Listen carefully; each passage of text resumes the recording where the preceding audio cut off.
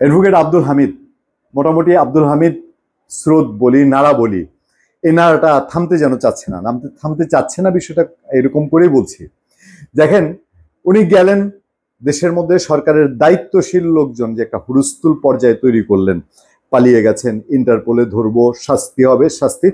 একরকম শাস্তি দিলেনও, ইমিগ্রেশন অফিসারদের দিলেন, কিশোরগঞ্জের এসপি কে দিলেন, দিয়ে টিয়ে ইন্টারপোলের দিয়ে যে লোককে ধরে আনার প্ল্যান, তাকে আবার এয়ারপোর্টে আসতে দিলেন, এবং আসতে দিলেন হচ্ছে, দিলেন বলতে এটাকে অন্যায় বলছি না, দিলেন বা দিতে বাধ্য হলেন, এখন বলছেন ওনার বিরুদ্ধে তেমন কোনো মামলা নাই। কিন্তু এটার অন্য ভিন্ন দিক, যেটা নিয়ে দেশের ভেতরে আলোচনা করছে, দেশে যারা আলোচক, দেশের বাইরের কথাবার্তা বাদ দিলাম, যে তারা ফ্রি স্টাইল কথা বলতে পারে, দেশের ভেতরে আমি যদি একেবারে একাধারচে বলি, যে যারা সোশ্যাল মিডিয়ায় খুব অ্যাক্টিভ, গোলাম মাওলা রনি, তারপর ইভেন আমি দেখলাম যে গণ অধিকার পরিষদ করতো, এখন আম আদমি পার্টি করে তারেক, একসময় খুব আমাকে নিয়ে এসে যখন আপনার ওই নুরুল হক নুরুর পার্টি করে, তখন আমি যখন নুরুল হক নুরুর বিভিন্ন বিষয় টিষয় ধরিয়ে দিতাম,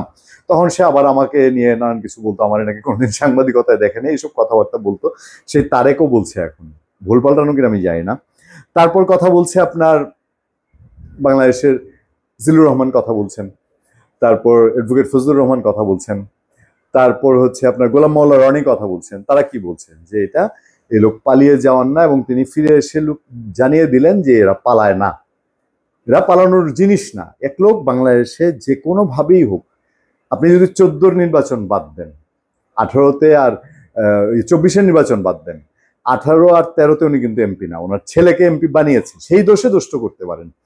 তার আগে আরো 6-7 বার তিনি, মানে টোটাল উনি 7 বার বা 8 বার এমপি ছিলেন, আমি 4 বারই বাদ দিলাম। এর আগে যে 4 বার, সেই 4 বার তো বাংলাদেশে যে নির্বাচনগুলো খুব গ্রহণযোগ্য, মোটামুটি গ্রহণযোগ্য, সেই সব নির্বাচনের মাধ্যমে এমপি। এবং তার যে নির্বাচনী এলাকা, এই নির্বাচনী এলাকায় যদি আপনি চলেন ফিরেন, একটা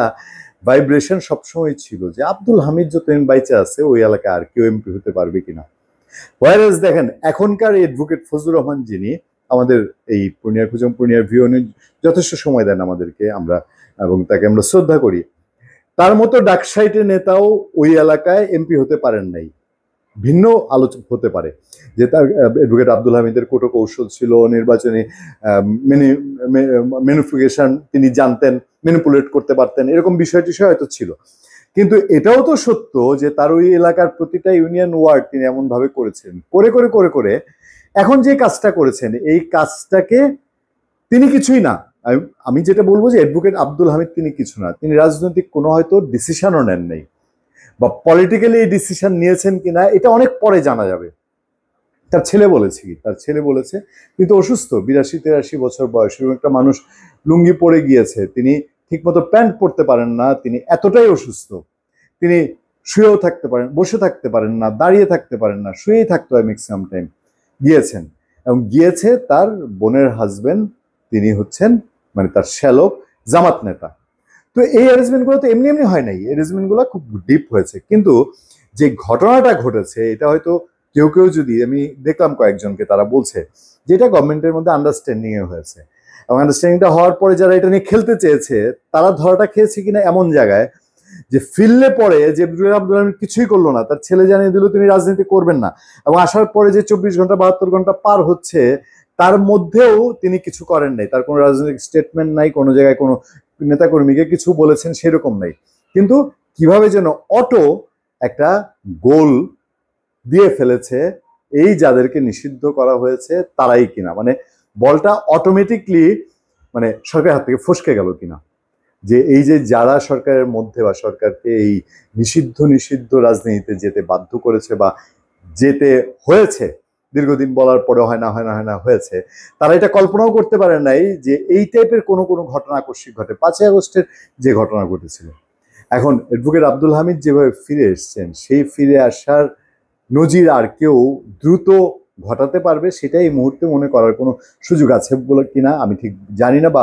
সেটা হয়তো বা আরো একটা দিক হতে পারে, যে যারা এখন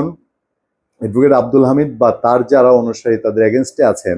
তারা এমন সাবধান হয়ে যাবেন এখন যে আর কেউ যাতে অ্যাডভোকেট আব্দুল হামিদের মতো চলে না আসে। কাহিনীটা কোথায় হয়েছে জানেন? কাহিনীটা হয়েছে অ্যাডভোকেট আব্দুল হামিদের নামে যে মামলাটা দেওয়া হয়েছে, এই মামলাটা মানে ইতিমধ্যে তো আজকেও আমি যেদিন কথা বলছি দেখলাম যে স্বরাষ্ট্র উপদেষ্টা বলেছে যে এই যে গড়পড়তা মামলা, মামলা বাণিজ্য এগুলো সহ্য করা হবে না। এই যে লাগাতার একটা হত্যা মামলা দিয়ে দেওয়া এবং এই হত্যা মামলায় কারো না কাউকে কোনোভাবে ফাঁসিয়ে দেয়, অ্যাডভোকেট আব্দুল হামিদকে সেইটা ফাঁসাতে গিয়ে এবং সেটার পরে ওনার দেশে থাকা, সেইটা হওয়া অবস্থায় তার বিদেশ যাওয়া, আবার বিদেশ যাওয়া থেকে আবার ফিরে আসা মোটামুটি তাজ্জব বানিয়ে দিয়েছে যারা তাদের রাজনৈতিক দর্শনের বাইরের, যারা এতদিন এই যে খাটাখাটনি করেছে যে কেমনে ঠেকাবো কেমনে ঠেকাবো, আবার মাঝে মধ্যে স্বপ্ন দেখে এই চলে আসলো এই চলে আসলো, কে আসলো তাও বলে না, চলে আসলো, এখন আওয়ামী লীগ চলে আসলো এটা বলে না, এখন বলে ফেসিবাদ চলে আসলো।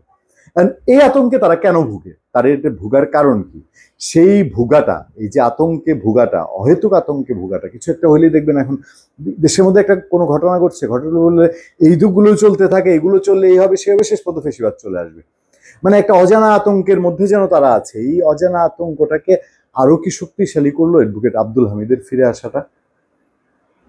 ধন্যবাদ সবাইকে, ভালো থাকবেন, সুস্থ থাকবেন, সত্য করুণা এবং সহনশীলতার সাথে আপনার সাথে আমি আতিক রহমান, পূর্ণিয়া।